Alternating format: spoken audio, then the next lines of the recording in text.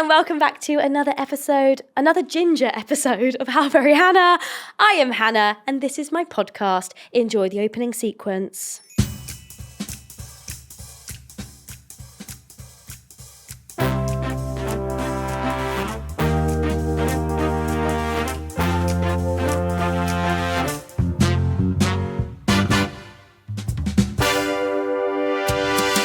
Once upon a time, there was a stagey girl with a big dream. She hoped, dreamed, and prayed to work at Tesco. Wait, someone's written this script wrong. Can we get a redo? Take two. I dreamed a dream that one day I would hit the stage. And so it seems that dream has come true. Whoa, whoa. Oh my God, you guys, it's really happening. My life has been changed for the better, and I'm seizing the day and spinning into the spotlight. How very slay, it's giving queen. How very cringe, get out my scene. It's beginner's call, the stage is set for me. How very Hannah, how very Hannah, how very Hannah. That's the name for my podcast show and your front row. So how very Hannah, hit the lights. How very Hannah, that's too bright. How very Hannah, that was alright. How very Hannah. Change. Okay, it's my podcast show. Let's go. So, let's get into it. In this week's episode, we sit down and chat to Matt Henry MBE, full name at all times. Matt's career is just incredible, and it was an absolute pleasure to sit down and chat to him and listen to his little incredible nuggets of wisdom. We talk about his run as Nigel in Devil Wears Prada, the original Lola in Kinky Boots, and how he ended up going on tour with Cyndi Lauper. Girls, I wanna have fun. We talk about touring digs. We talk about working with Jessie J, the icon Jessie J. And we might talk about how Matt bunked off Ballet to do his first West End audition. It's an amazing story and you're not going to want to miss it, so stay tuned. But before we get into it, please don't forget to vote for us for the Be Creator Podcast of the Year Award. We have been nominated for Podcast of the Year, Be Creator Awards, which is, if you don't know, kind of a big deal, and I'm kind of really freaking out about it. So there is a link in the description and in the show notes, whatever it's called, to go on there and vote. And there are some amazing other nominees in all these different categories. So make sure you have a look through, because there will absolutely be creators in there that you follow and love as well. So make sure you're voting in as many categories as you can, but especially the podcast one. Okay? Thank you. Without further ado, let's get into the episode. Please welcome to the pod, Matt Henry MBE. Matt actually requested that we say MBE every time we say his name. Thank it was you. in the rider. It's earned. Yeah, it is. Welcome to How Very Hannah. Thank you for having me. It's amazing having you in the seat. You are blending in with the sea. Well, I went for a kind of royal blue, you know. Royal. I mean, is it Colbert or I don't know? Well, I love it either way. Thank you. I mean, talking of royal, I think we need to start with the MBE because correct me if I'm wrong, but this is the first. What does MBE stand for? Member of the British Empire. You said that very quickly. I love it. Member of the British Empire. I've had also a naughty thing said as well. Oh, really? Yeah. But I feel like you could make, member of the... Keep it clean. Actually, we won't go there. So wait, did you meet the Queen or the King or who? I met Prince Charles at the time, so it was like 2017. Oh, before the King. Before he became king. And we had a lovely conversation about me wearing 6-inch stiletto heels, and he was like, very nice, yes, very nice. And pinned it on me, and it was a lovely day at the palace, at Buckingham Palace. Buckingham Palace. Mm-hmm. I feel like that's the kind of conversation. Like the conversation you had with Prince Charles is probably one that's like etched into your brain forever, right? Oh my God! Was it documented? Well, they give you they give you your medal and stuff, and they give you a certificate, and you get to take pictures as well on the day.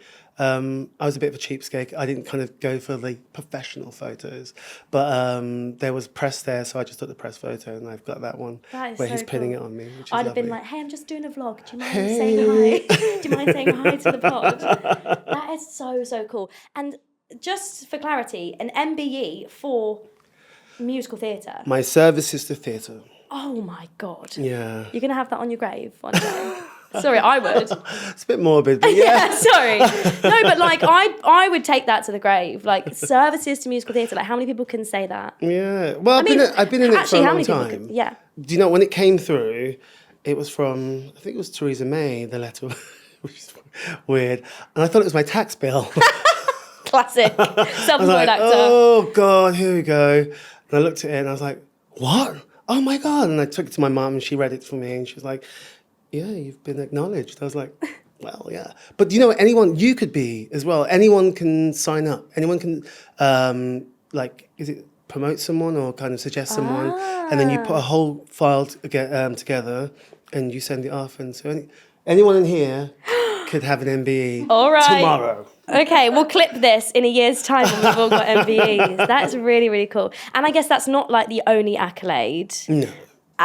Olivier Award winner. What year was that? 2016. 2016. Yeah. And 10 that was years ago. Yeah. Oh yeah, 10 years Wow. this year. Yeah, 10 years ago. Okay, so that was for Kinky Boots. Yeah. Original Lola. I feel like I'm just reading your CV to you. I'm fangirling, I can't help it. So original Lola over here in Kinky Boots. How was that? Insane, but the most amazing journey to go on. Creating it here in London and with a fantastic team, getting to work with Jerry Mitchell, who did did Legally Blonde and the Hairspray, and so you've got that pedigree behind you, and then to kind of be trusted to kind of bring that to the Adelphi, which is crazy because I worked front of house at the Adelphi selling ice creams at the age of 18, watching Chicago every night, kind of going, oh my God, I wish I get to perform on that stage one day. I want to be in Chicago. And then kind of end up at the Adelphi, stood on the stage looking out going, God, I used to sell programs up there, which was It's insane. incredible. I love those full circle moments. It's so, so special. Yeah, that was a moment. I mean, I don't have exactly that moment, but... Yeah, go on. I used to work in Tesco. I don't know how much you know about the Tesco law, but basically I used to work in Tesco and that's where I started doing TikToks and stuff. And I bought out a quiz book. I don't have it with me right here, but I have a published book and it's a musical theatre quiz book. I'm in the book. I know, you're in the book. I was going to get to that. I loved it. I was like, someone showed it to me. I'm sorry, I've jumped in. You carry on. No, you carry on. No, but someone sent it to me and they were like, you've got to go into Waterstones. You're in a book. I was like, what? And so, like on my break between shows, I went in there and I was like looking along and I was like, oh my God, I'm a question. Yay! Thank you. You're officially a question. you. You're welcome. And my quiz book was sold in Tesco. And I just thought that was a really full circle moment for me. That yes. I was working there behind the tills and then all of a sudden my book was for sale in there and you can see it on the shelves.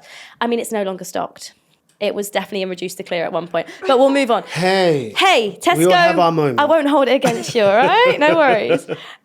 So Cyndi Lauper, I want to get to that. So Cyndi Lauper wrote the music for, was it music and lyrics for Kinky Boots?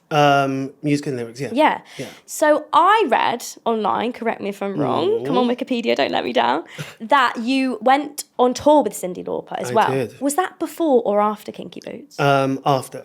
Okay. No, during. Whoa, you're the busiest person I've ever met. Come on. Yeah, so she came to see the show after we opened, and we kept in touch and so forth. And then she came over to kind of do some promotion for the tour. And when I saw her, I said, jokingly, I was like, oh, who's supporting you? And she's like, Matt, I don't know. I can't do her voice. Please. She's look, Matt, I don't know who's going to be supporting me. And I said, well, I can do it. And then she was like, do you want to? I was like, yeah. And so at that time, I was already working on music. And so I got in touch with my producer. We've got the album all finished and so forth. And then I had holiday left on my contract. And so I used my holiday to go on tour around the UK with her. And that time was really etched in my mind because we ended up in Glasgow and we had a fantastic night. It was the night that we were going to find out about Brexit. And it's such a memorable moment because we were like, we finished the show, we kind of went out partying, we had such a great time, got food, went back to the hotel where we were staying. Brexit was on the television and we were like, oh, don't worry, you know, we'll win. Yeah, we'll stay. We'll stay. We woke up in the morning, we were like, oh. Right. Yeah. And that was the time when I was on tour. Oh my Cyndi gosh. Lauper. But You'll never forget. No, and it was such a special moment as well to be working with her because she changed her song, Girls Just Want to Have Fun, to Boys Just Want to Have Fun. And we sang it together and she's like, Boys Just Want to Have Fun. And I was like, yeah. Diva. And like we had the best time. And then we finished in Hammersmith. And then you went back to Kinky Boots. And then went back to Kinky Boots. That is the most like hustle I've ever heard. Like taking your holiday from work to do more work on tour with Cyndi Lauper. That's kind of iconic. Well, you know, like it was you an got one opportunity. chance. Yeah, it was an opportunity, and I took it. And she said yes, so yeah. Yeah, I do think you shooted your shot. That's not English. You shot your shot. That doesn't sound right either, but you know what I mean. Yeah, and you took it. Yeah. I feel like us actors, like a lot of us actors. Sorry, I feel so silly saying that next to you. Don't be silly. You're like, aren't you? You should be in the Guinness Book of Records. Is this right? No. No.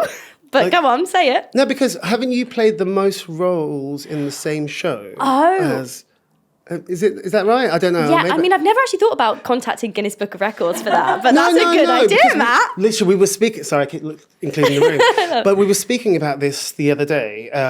Murray Lane, Vanessa's dresser, was like, I think they won the Guinness Book of Records on Our House for the so many changes or something like that. Oh my gosh, the most quick changes. Quickest changes, yeah. And so he was saying, oh, but you can get it for anything. And so like Louise Dearman could have got it for playing Glinda.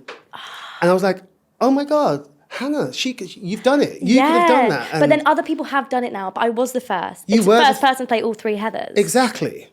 I'm going to take that to the grave. That's a big Do you know what I mean? Put that on the grave. Yeah. That should be documented. Yeah. MBE, hello. Hello, services to Heathers. How very. Okay, so take me back. You spoke a little bit about you work in front of house at the Adelphi. Mm-hmm. Was that directly after you trained? It was whilst I was training. Okay, fine. Because, you know, training's hard and Yeah. money. No one's got money to be splashing out. Yeah. So I was like, how can I learn my craft at college, but how can I also be around industry people, watching, kind of learning?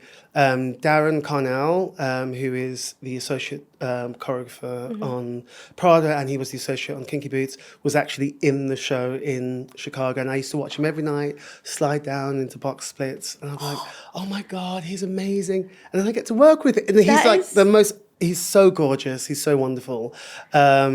And yeah, so I'm a big believer of just taking the bulls by the horn and just literally immersing yourself in something that you want to be in or something that you want to do. And so, yeah, I worked front of house and I was there every night. Yeah, I feel like any job to have whilst training, front of house is like got to be one of the best ones to have because you are in and amongst it. Like you're seeing people coming into shows. You can, I mean, obviously you work really hard as well, but hopefully like get the chance to watch the show every now and then and stuff like that.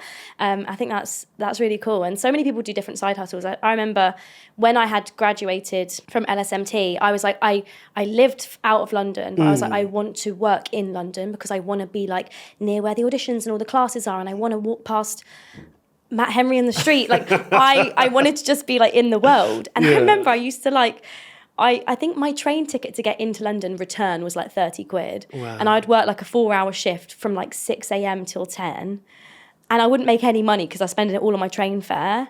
And I worked in this bar fitness studio because then I thought I can work, get a free gym membership. You've got to get my classes and my training because it was bar fitness, which is kind of like ballet, which is all helpful. And I was in London. Yeah. Wasn't making any money, so luckily I was still living at home. But you've got to do it. Everything's a hustle. I worked at Cafe Rouge because I knew that they're going to feed me a meal every time I clocked in. It was just like, you just have to really, it was survival. It was the survival of the fittest, and that's what you do. And you hustle and you just make connections with people. But the one thing I always say to people is just be kind and be nice. Like, don't be a diva. Like you want to get somewhere, like really invest in being nice to people because that comes back tenfold. And like the guys I used to work at Cafe Rouge with all those years ago, I was 18, I'm now, but like I'm still friends with them. And it's just, I just feel like, yeah, you've just got to always just try and remember to just be nice. Yeah, and you never kind. really know like who you're talking to or like who, like you said, you saw Darren Carnell on the stage and now you're working with him. And it's actually funny, Tosh, I did an episode with Tosh the other day and he said he did Lion King with you when he was younger and then you ended up working together later on. So like everything's full circle, everyone knows everyone. Talk to me about your first job. Lion King was my first Lion job. King. I was at Urdang. Yeah. I was working front of house at the Delphi, and we weren't allowed to audition until you were in your third year. Right. And by then I was in my second year and I was getting itchy feet because I was like, everyone's working and, you know, I feel like I can do this now. And they were like, no, you can't audition. So anyway, we had ballet every morning and I decided to skip ballet because my friend rang me and he was like, I'm going to the open call for Lion King. You've got to come. And I was like, really? I've got to. And I was such a like kind of, no, I've got to listen to the teachers. I can't do this. I must, you know, adhere to the school rules. Yeah. Anyway, he was like, come on, Matt, what have you got to lose? I was like, really, nothing. So I went to the auditions with him and I got cut from the dancing. Right. I was like, maybe right. I should go back to ballet. Maybe I should just go back to ballet. As I was leaving the room, Pippa Alien, who I didn't know was Pippa Alien at the time, turns around, she goes, can you sing? And I was like, yeah. And she was like, here's some music, go outside, have a look at it, and come back in. And she said, do you know this song? Of course, I knew Endless Night. So I was like, yeah, I know it. She said, have a look over it, and then come back in. So I look through it, I'm like, okay. Go back in, I sing Endless Night, and she goes, thank you very much for coming in, Matt. She says, can you put a contact number for how we can get in contact with you? Ooh. So I think at that time I didn't have a mobile phone or something, I don't know what, but I put the school. Oh no. So then I leave the audition room, I get the bus back, get the tube back to Covent Garden, and I walk into Urdang, and as I'm going up the stairs, Mrs. Pope goes, Matt Henry, where have you been? And I was like, oh, I've been to the doctors, I haven't been feeling well. And she was like, can you come to the principal's office? Miss Leonie Urdang would like to speak to you. Oh my I was like, God. oh, what have I done now? And she was like, no, come. I walk in, there's like 6 teachers in this room with Miss Urdang. And she was This is making my tummy go just listening and Miss to it. Urdang's like, and where have you been? And I was like, what do you mean, where have I been? I've been to the doctors. Where have you been this morning? To the doctors.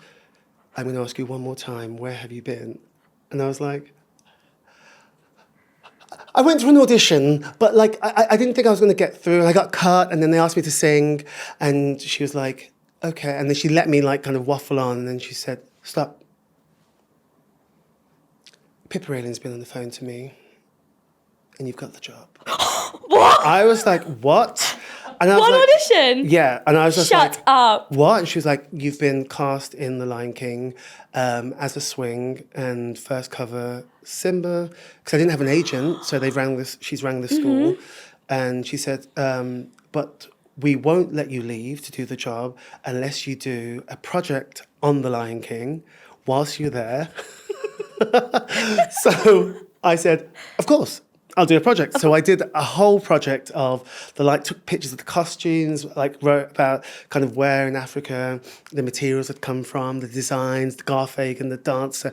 I was such a boffin. I did this whole thing and presented it in, got my diploma, and yeah, did my first year at The Lion King. And that's where I met Tosh, who was 10 years old. Yeah, young Simba. Young Simba, and I took my first bow as adult Simba with Tosh as young Simba. You must have been the most prepared person turning up for first day of rehearsals with all that research you had done. I was literally for your project. But everyone was like, who's this guy? He's so green. Because I know this and I know Yeah, and I know where this material comes from.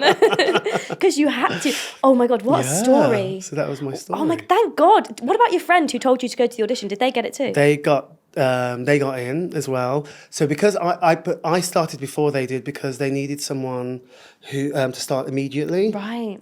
Because the guy who I was taking over from, I found out, was first cover Simba, and had broken his foot on Pride Rock, and so they needed someone to step in straight away. And so I finished. Yeah, I think I kind of started in the April or something, and everyone else started in the July. But then Wow, my friend, your friend did three go. of my friends who were at Urdang also started with me. Oh my gosh, well, thank God you all went to the audition. Yeah. See, it pays to not listen to your teachers sometimes. Put that on a postcard. Yeah, that Oh was my good. gosh. And how long did you do that for then? 2.5 years. And first professional job? First professional job. West End. West End. Oh my goodness. Cut my teeth. And I kind of learnt so much. There was a lovely associate choreographer. She's no longer with us right now, but Thea Barnes. She used to dance for Martha Graham, and she came in and she taught me. I felt like I continued my training with her, and all the things I wanted to learn about dance and performance and discipline. And she was so charismatic, but she was just so. She really pushed you to be the best that you could be in that job, but also outside of the job as well. And it's something I've always held on to, God rest her soul. And I was able then to finish that, go and do Saigon, but get my first dancing job in Fever, which was like the biggest dance job ever. Like Arlie and Phillips and Karen Bruce's choreography in Saturday Night Fever is insane. Oh my gosh. And I got to do that because I kind of continued dancing. Yeah. I wanted to be the best dancer I could be, and I achieved that. And then I was like, tick, I'm now a mover. I love. And like, if only you could have told the person who thought they were getting cut from the Lion King audition after the dance round that you were then going to go on to do like the biggest dance show ever. Do you know what I have just clocked? I might be completely wrong. Yeah, go on. But Elton John wrote not all the music for the Lion King. He wrote Can You Feel the Love Tonight? and Circle of Life. Right. And also wrote the music for Prada. Prada. Your career is like 360. I just move in circles. It's kind of cosmic. Oh my God, what's it been like working with Elton John? Do you know, it's been amazing. Yeah. I can honestly say that I was absolutely like myself. But like to go into a room with him, sing his songs to him for the first time, and kind of get the response that I did from him is something I would treasure forever. He gave us these songs. He allowed us to make them our own. I sing a song called Scene, and I learnt his version from the demo, and I kept saying, I think there's something. We can do something here. Like I feel like there's a key change that we can move into and do this. And thankfully, Tom, who kind of does all the arranging, he was like, let's try it. So we tried it, and Tom said, Matt, I think it's amazing. I think we should definitely present it to Elton. The least he can say is no, I don't like it. We did it. We did the key change, and as I did the key change, he was like, yeah! Like clapping, and I was like, "Oh my God, sing!" Like he's shaking. That is the validation we need. Yeah. And then I finished, and he stood up, and he was just like, "Come here," and he gave me a hug, and he says, "Bloody marvelous." Oh. And I was just like, "Oh my God, that's the biggest compliment you can ever get from someone who's written the song and you." Genius. Yeah. We were speaking a little bit before we started recording. We haven't actually spoken about Devil Wears Prada as we've been recording, I don't think. I'm like, wait, am I awake? No, so it's okay. you are playing Nigel in Devil Wears Prada. I am. And you have we figured this out for 2 years. 2 years. You're like, 2 long 2 years. No, but it's because I was a part of the workshop. Right.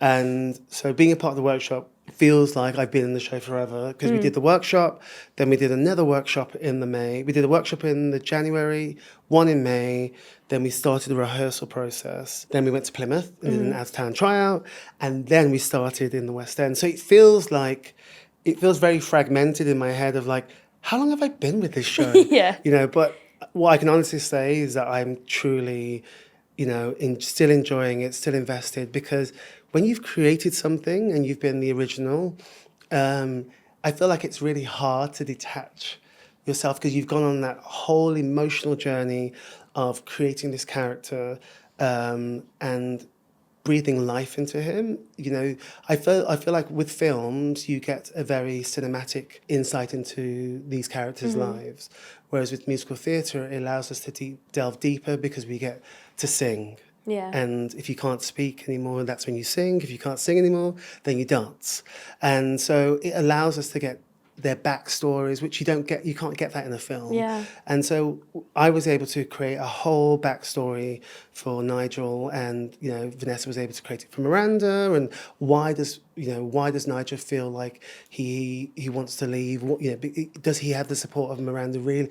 And it was all these things that kind of we got to talk about in the workshop and then in the rehearsal process. And I feel like I've created a fully rounded character that goes on a wonderful journey through the piece. And yes, he gets kind of, stabbed in the back by Miranda, but he's able to kind of accept that she means well and she's actually holding out for something else. And obviously, aside from the musical, have you watched the second film? Yes. Because Nigel kind of gets his redemption.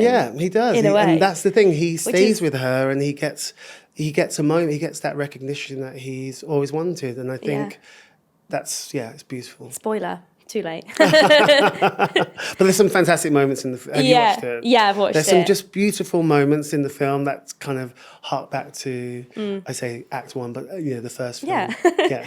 I love any nostalgic moment like that. Like for me, Devil Wears Prada was growing up. It was like the iconic film, and the second one coming out, and I felt the same with Freaky Friday. Have you watched? No. Freaky Friday was like the ultimate chick flick growing up, and then they brought out Freakier Friday. Oh wow! And I went and watched it, and I was like, oh my god, that's the guy from the first film. It's just so nice, the nostalgia of that. Yeah. And I think that's why lots of people do enjoy watching, not movie musicals. What's it called? Not jukebox musicals. Musicals based on movies, right? Yes. Is that what we're calling it? Yeah. Musicals based on movies, yeah. Like Kinky Boots was based on the film. Kinky Boots, Legally Blonde was based on the film, Legally Blonde. I can't think of the word, but I think people do enjoy going to watch it, the musical version of the movies, because it's a story they know and love, but they're getting to see more of the characters and also enjoy more of it. And there's it's more, the I feel nostalgia. like with the comedy that you were able to, what's so wonderful about live theatre is that it's different every night. Yeah. And the audience laugh in the weirdest places sometimes. You're like, oh, I didn't think I was that funny in that bit, but I'll go with it. Yeah. And then you try and play that moment again, you really try and force it, and it's like, Tumbleweed. Oh, okay. Just be natural. Yeah, that is an amazing thing, isn't it? It's like a shared moment for everyone in the room that night. There was one night when I was playing Elle and I was putting the tie on Emmett in Take It Like a Man, and the tie, I don't wear ties, I don't know. And I put it on, it was back to front, and George looked down, saw the tie was back to front, took it off, and obviously the audience all saw that I had done that, and it was a little giggly moment, and I got a couple of messages afterwards loved when the tie was on the wrong way, and it's that was such a nice moment that only the people in that room, unless they were recording bootlegs, which hopefully they weren't,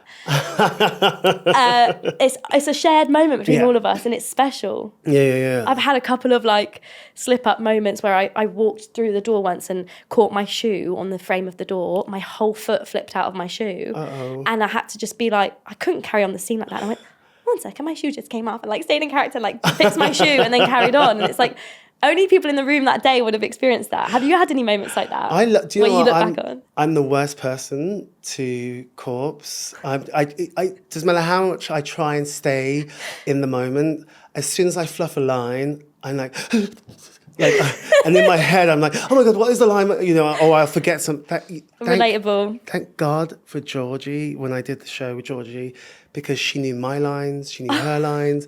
And then I'd be my go-to is this. So. And then she's she says my line back to me as if it was her line. That's so clever. Oh my God. Yeah. So those are the moments where I'm kind of try not to laugh, stay in the moment, stay with it. So I've had those moments, but also we've got so many props. Working in fashion, well, there's so many things, bits and pieces, and things fly off the table and you just kind of continuously having to look at the audience, go and pick it up, make a moment of it, and then get back in and stuff.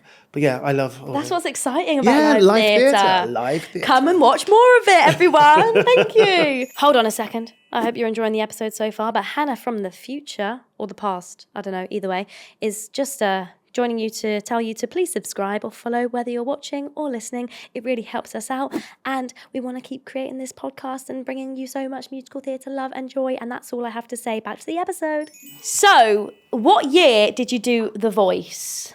Oh, wow. I did The Voice in, I think it was like 2012. 2012. Don't say how old you were. No, I'm not going to. Don't worry. I'm not that good at math. So I'm 3 years old. 13, actually. Anyway, no, I'm kidding. But Jessie J was my absolute idol growing up. Wow. I had this massive poster of her on my wall for the Do It Like a Dude album cover with the fringe. With the It was fringe. low-key really scary. And I'd wake up in the morning and be like, oh, jump scare, Jessie J. But she was my idol and I had her on my wall. And she coached you. She coached you? She mentored you? She mentored me. So I had Will.i.am. I had Will.i.am at the beginning, and then he got rid of me, and then Nice. Jessie they had this new thing where they save you, so she saved me, and then I went on her team and I got to the final and I came fourth, and then that's when I kind of was like, oh, okay, I'm going to step away from musical theatre and concentrate on just being creative. Like, I love songwriting and creating music and kind of storytelling, and I feel like sometimes in musical theatre you can get lost in just becoming in the mundane of doing the same thing. As much as you may love it, the creativity can kind of waver. Whereas when you're kind of writing something from scratch, you've got a chord, you've got a sequence of like a little bit of music, and you're kind of going, okay, what is the story? What am I trying to say here? And I love that whole concept of building and creating a song, and kind of I guess there were so many things inside me I wanted to get out, and I was able to then do that. And so I took 2 years away, 2 or 3 years away from musical theatre, and just concentrated on creating music. And I got to work with like Dan Gillespie-Sells from The Feeling. I got to work with Mr. Hudson. I got to work with a guy called Connor Reeves. And if you, I'm telling you now, please go and look up Connor Reeves. Okay. His voice is insane, and his songwriting is so stunning. And he was a big idol of mine back in the day. I used to just rinse his album out when I was at university, and then I got the opportunity to work with him and songwrite, and I was just like in awe, just like, oh yeah, oh, that's a really balloon. Okay, balloon. What can I rhyme with balloon? Oh, soon. Okay. It was like trying to be a sponge and taking everything. Just taking everything in. Wow. So that allowed me to do that. But I had a fantastic time on The Voice. I think The Voice for me was a moment of kind of putting myself out there and kind of stepping out of my comfort zone. Because I think a lot of the times you can become comfortable. Yeah. And I think as performers, we can't grow if we're comfortable. We have to have uncertainty. Yeah. We have to have that, oh my God, what's going to be next? What's going to happen next? Or, and like really push our anxiety levels to the max. But when we do that, it's either fight or flight. And then we kind of, I think an epiphany happens, and we kind of find new avenues, new doors open. And so I felt like that in The Voice for me, putting myself out there and doing that, I really pushed myself to a point. That really resonates with me, because I feel like my comfort zone is being given a script and being told where to go and what to do and where to stand, and like clear instructions and like sticking to the rules and da-da-da-da. And doing content, doing the podcast, doing live shows is all out of my comfort zone. And some people might look at what I'm doing and be like, wow, you're so confident. I'm like, I'm actually not. Like, I am just like putting myself out there and just trying my best to like push myself. You should see me before a live show. I mean, these guys have seen it. Like before a live show, especially when I've got no script and like, it's just me going out there and riffing with the audience. Like, I'm not a comedian. I don't know. And like, I'll be sat there going, like heavy breathing because it's like, it's so far out of my comfort zone, but like, I love it. We live for that little energy, don't we, inside? That's like that anxious tummy. And I think like as a cover as well, doing lots of covering, like as much as it is stressful, I kind of live for it. I kind of live for being like, oh, being thrown on mid-show, the drama. It's like that adrenaline that some people adrenaline get. junkies. Yeah, we're adrenaline junkies. Like some people like go on massive roller coasters and do skydives, and we do emergency covers. Yeah. No, and I'm happy with that. I loved being a cover. Yeah. I was a cover and like in Avenue Q, Miss Saigon, across a majority at the beginning of my career, and I was a swing. So on Lion King, I swang 17 parts. And then there was kind of like moments where hot days like today, people wouldn't come in. And so there were like 4 tracks I'd be doing. I'd be like, okay, so I start off as a wildebeest, then I go to grasslands and I'm on the 3rd row, but I'm on the bass line for that. Then I move and I'm the puppeteer. And like your brain is continuously kind of but I loved it because it was like, oh my God, every show I did was different. Fresh. It was just fresh, it was exciting. And the adrenaline was like, amazing. Yeah, it was fantastic. Yeah. I loved it. Yeah, that like swinging. I can't believe you just said 17 tracks. I'm still a little bit flabbergasted at that. 17 different tracks. That must be every single animal in the show. Well, because it's such a big cast. Yeah, you have true. the dancer tracks and you have the singer tracks as well, and then Simba, of course, as well. So yeah, oh my gosh, I bet when you're on for Simba, you're like, oh, thank God, just one role I have to think about. One role and half a show. Yeah, so true. He comes out at the end of the first act. Come on, princess track. I'm like, no. Hey. Is Simba a princess track? Well, kind of, but not. I mean, I would prefer. Mufasa has a great one. Oh yeah, true. He dies in the first act and then comes back. Does he come back as any other characters? No, you know how like Fontaine's in the start of Les Mis as like a washerwoman, whatever it's called. Washerwoman? No, what are they called? Is it cherub? I don't know. Cherubs. I can't think of what it's called. Is she one of the? She's one of the lovely ladies at the start. Yeah, I think, or maybe Epic. I don't know. Maybe. Anyway, on that note, should we do a Hannah's hotline? Hannah's hotline. The phone's ringing. Can you hear that? Yes. Quick, get it, Matt. Hello. Hi guys. How would you keep a performance fresh when you've done that same show many, many times? Wow. Ooh. How is it to me? Do I answer? Yeah, this? answer it. But you can put the phone down if you want, unless you want to keep it up. No, for I like the phone. Dramatic purposes. Yes, do it. Keep. I like the phone. Okay. How do I keep a performance fresh? So what I tend to do is play the moment. So I'm all about actioning. I love actioning. I love that when you're on with someone new or if it's the same person, each person gives you something different every night. They may have had an awful journey coming into the theatre, and so the way they respond to, they'll respond to you is very different. And I love to kind of go, what action can I use to provoke them, pinch them, titillate them, push them to get something back so I can respond differently. And so that's how I always keep my performances fresh. That was a great answer. Me with my notepad. Asking for a friend. Thank you. Thanks for calling. Thanks for calling. Bye. The joke is, it was me on the other end. Oh, Help. Been doing the job 6 months. And I'm like, right. How are we keeping this fun and funky and fresh? I like this. What do you do with this? This? It's just a jelly cat. Because I feel like you need to have... It's my mum's, actually. She doesn't know I've still got it.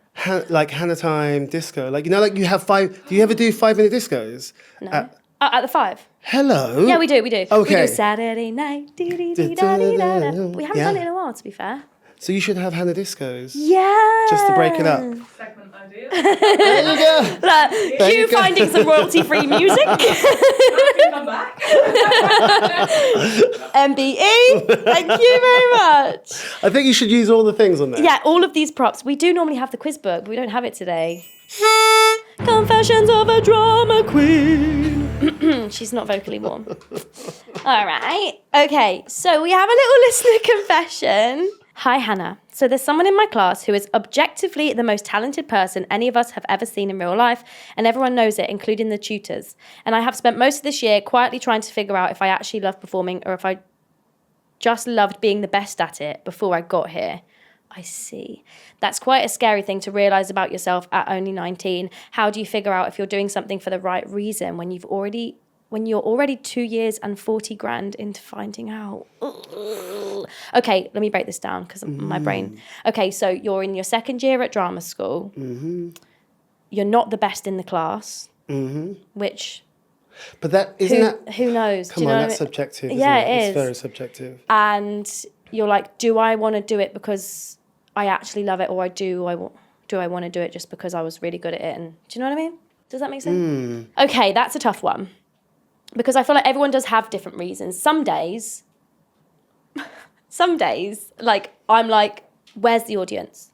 Hello, like give us some applause, give us some reaction, and then and then when I deep it, I'm like, wait, that's not why we do it. Like that's not why we're on stage doing the show. Yeah. So that we can get this like mega reaction from the audience. The adulation. Exactly. Like yes. I think sometimes I can really get in my head about that, and I'm like, why aren't they laughing at me? Why aren't I funny? And like, why aren't they standing up when we bow? Or like, I'll be like this, get up, like that. And I'm like, actually, I shouldn't care about that. But some days it is like, it's like validation, isn't it? It's just like a little bit of like an ego boost, if you will. The thing is that every actor has a level of insecurity. Yeah. Every performer, creative, because what we do is us. It comes from us. We're not playing an instrument where we can kind of go, okay, I'm not that good at this instrument, but if I continue practicing this instrument, it will get better. I can put it down, walk away from it, and that's the instrument's problem. Whereas with us, it's that person can sing louder than me, higher than me, can riff more than me, can do splits, side splits, flips, back. And you just like, one day you're just going to have to stop comparing yourself. Yeah. I think that's where it stems from, isn't that's it? where it stems from. And what I realise, and I say to young people when I go into performing arts colleges and I speak to them, I said, you're not in competition with anybody in this room. You're in competition with yourself. Do you know who said that exact thing? Tosh. Didn't he? He said that exact thing, and it's so true. You're in competition with yourself. And I think you have to remind yourself of that. Outside of the walls of whatever performing arts college you're in, there are other people out there going through the same thing. You're in competition with yourself. You need to be the best that you can be in that room. And I go into auditions, and back in the day, of course, I used to, go into an audition, see someone there and go, oh my God, that person's up for the same thing as me. Oh God, that person can sing higher than me. And then now I'm in the place in my life where I think it is out of my control. Yeah. What I've got is what I've got. And maybe what I have is what they want. And our job is to solve the problem of the casting person, solve the problem of the director. So going in and giving them an option. This is my version of what you want to see. Yeah. Is it right? I don't know. Yeah. But what I can do is go, here's my platter, eat as much as you want, see you later, let me know how you get on. And I think for that person, I think for them, they need to kind of take the focus off who the best person in the room is and put the focus back on them. And I think by doing that, they may get the answers that they want. Do I really want to do this? Actually, do I really want to work on myself? Because if you don't want to work on yourself, then that's the answer. Yeah. Then it's time to kind of go, well, what is it that I want to work on? Yeah. And then you kind of move on. And I'd say finding the joy in it as well, because there was obviously a reason why you started singing, dancing, performing when you were younger. Whoa, hello. That was like demonic then. When you were younger. There was obviously a reason why you started doing it, and you had love for it at some point. So maybe kind of like connecting with that like inner child again, and like finding out, parts of it that you actually do really love and enjoy. Because like when, I think especially at drama school, like second year at drama school is like the peak time where you're going to be like, oh my God, I'm about to go into, it's second year blues. It always happens. And you're like, do I actually want to do this? Do I actually enjoy it anymore? And I just think you need to like go back and try and reconnect with that and like do it for the joy of it and do it because it makes you feel good. Yeah.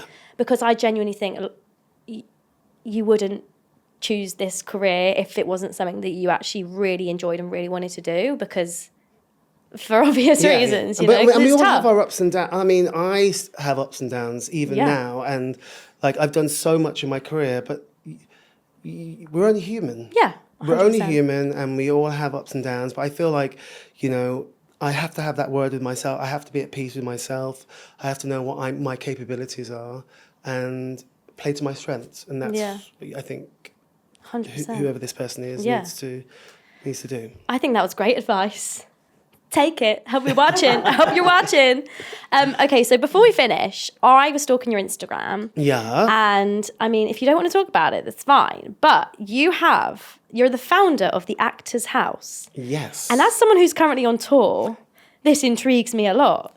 Please, can you explain to me what it is? So basically, for the last 25 years, I started... I went on my first tour, Miss Saigon, and it was a 15-month tour, and I had the best time because I was young and I was just out there and having a fantastic time, but the worst time with digs. Mm-hmm. And that was 25 years ago. Then I went out on tour with Devil Wears Prada, and also I was the associate director on the Drifters Girl tour as well. So I was living... away, but also kind of looking after a show whilst the cast were touring. And the same horror stories kept popping up. People kept going, okay, my bed's this, or the house smells, or there's rats. It doesn't look like the pictures in the perspective or whatever it is online. And so I said to myself, what can I do to start a movement? And so my thing is setting up a thing called the Actors House, which is providing safe, affordable accommodation in close proximities to performance spaces, the theatres. And I gathered all my savings and I've created a prototype in Bradford, which is a 7-bedroom house that has... each room has an ensuite room. So I did a massive survey with my Devil Wears Prada cast and my Drifters Girl cast. And I asked them, what is it that you want? How much are you willing to pay? What do you want to see? And I listened and I put in, no one wants to be sharing a bathroom. Like, we're all adults here. Yeah. I want to come home. I do not want to be sharing with... Waiting for someone to shower so that you can... Exactly. Or sharing a bathroom with somebody who I don't know, but I'm living in their house and there's pubes in the sink. I mean, we just don't want that. No. Yeah. So basically, I have started the Actors House, and the first house is in Bradford. And I've just had the Choir of Men stay there. I've had Rocky Horror stay there, Priscilla, and everyone. We've got some great reviews and people are talking about it. And I've also created a studio space. So if you were to ever go there and you were like, I want to do my podcast, wow, I can do it here. So I've got mics there.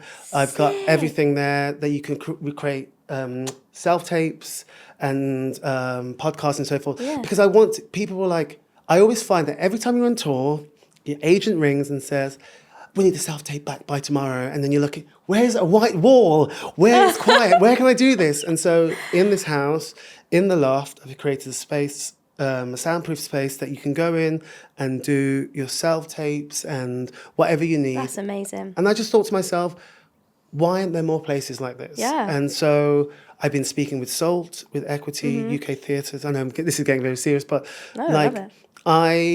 I'm really trying to change the landscape of touring digs for actors who are out on the road. Because I think, 25 years ago, if someone had done that for me, maybe 25 years now, we would be in a different place, but we're not. So maybe 25 years from now, it will be different because it will encourage other actors. So I've been contacted by actors who are principals who have money and who are like, I want to do what you're doing. I want to do it in my home city. I want to do it in Liverpool. I'm like, okay, cool. I'll tell you what you need to do. I'll support you. Let's create a network of these houses that actors can kind of go, oh my God, this is amazing. This is exactly, you're only there for a week or one, but you just want to have no stress. You want to just go to your room and lock off. You want to have community in the kitchen, cook if you want to cook.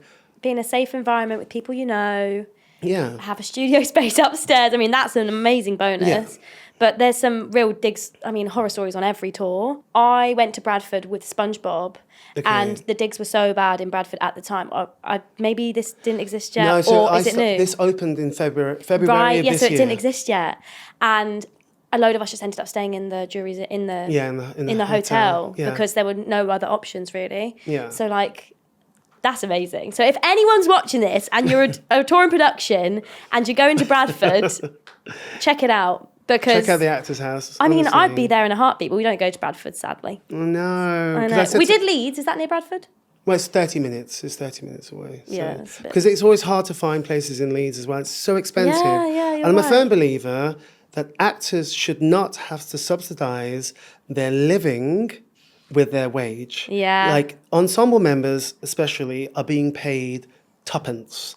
And they shouldn't. You get equity subsistence of, is it 280 or 340? You shouldn't be topping up using your wage to top. No, It's crazy. So let's just take that away. Let's provide, actors providing for actors. Actors know what actors want. And let's just like cut out the producers aren't doing enough. We'll just keep going around in the circle. Yeah. So this is what I've done. I've kind of gone, okay, you guys talk amongst yourselves. I'm doing this. And if you want to be a part of this, come and be a part of it. Yeah, it's amazing. So, yeah. I feel like we could talk about this for hours. We're like very passionate about digs. I love it. I am. The whole. Do you know what for me? It's the young women like yourselves, but younger as well, who've just come out of college, green, have never toured, having to sort out their own accommodation. In a town you don't know. In a town that you don't know. Well, they'll take the cheapest one, which is the furthest away. So Living with a host. Yeah.